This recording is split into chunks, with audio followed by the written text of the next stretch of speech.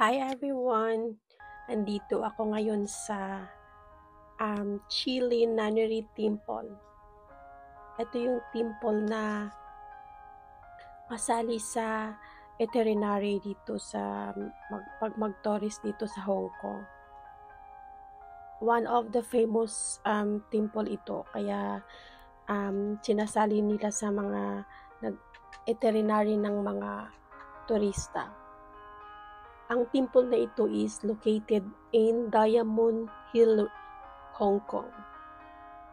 At pinupuntahan talaga ito kasi sobrang ganda at ang lawak niya. Sa main entrance naman is makikita mo yung Chinese garden at ang Lotus Garden. Yan. Ito yung Chinese garden at Lotus Garden. Ito yung sobrang lawak ng Lotus Garden dito. Ito yung nagbabantay daw lotus. Ang lotus kasi is mayroong meaning niyan eh. Ito yung entrance ng papasok ka sa temple mismo na nandoon yung naglalakihang Buddha. At ito yung schedule ng opening hours nila. 9 a.m. to 4:30 p.m. daily.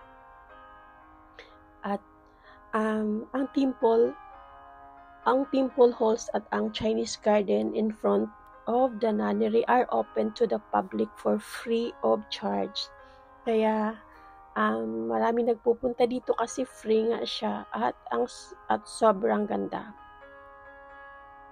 At ang temple hall ay merong statues of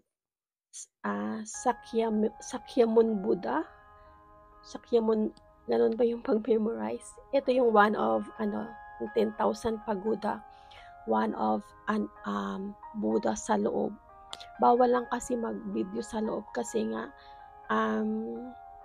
gusto nilang solemn lang talaga sa loob na ang gagawin mo lang doon is mag-pray. Kahit hindi ka naman Buddhist, pag nasa loob ka na ng temple, makikita mo yung sobrang laki ng mga Buddha nila is talagang magpipray ka talaga dahil may mga purpose. Yung mga Buddha, bawat isang Buddha is may purpose talaga siya na para ka magdasal. Kaya sobrang maa-amaze ka. At ito yung isang Buddha doon, the Goddess of Mercy.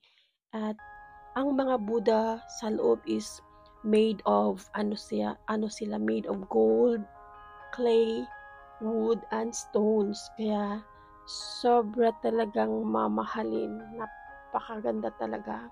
May isa doon yung isang Buddha doon na gold talaga na talagang pag nandun ka sa harapan, mag-pray ka na lang talaga kasi parang na i-invite kang mag-pray kasi pang 5 times ko na dito pero hindi ako nagsasawang talagang isa-isang Buddha na kaharap mo is talagang mag-pray ka, mag-ask ka ng kahit ano, yung ganun, kahit hindi naman ako Buddhist, pero pag nasa loob ka, talagang pag-pray ka, yung ganun. Kaya kung pupunta kayo ng Hong Kong, bisitahin nyo itong Chile Nunnery Temple. And the opposite side naman is yung Nanlian Garden. Kaya sana mag-enjoy kayo at itry nyo puntahan itong Chile Nunnery Temple kasi sobrang ganda. Kaya thank you for watching and I hope nag-enjoy kayo.